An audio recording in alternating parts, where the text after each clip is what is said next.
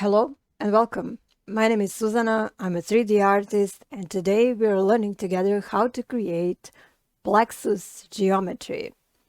I'm sure you all wanted to know how to create those nicely moving Plexus geometry spheres, that molecule looking designs, and here we are today learning that. For this class, you don't need previous experience in Blender or any other 3D software. I will explain everything carefully and slowly.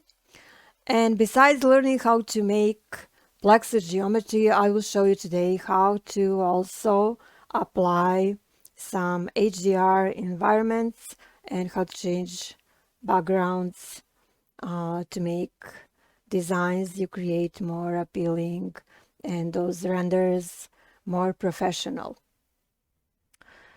What you learn in this class, you can apply further on your other projects.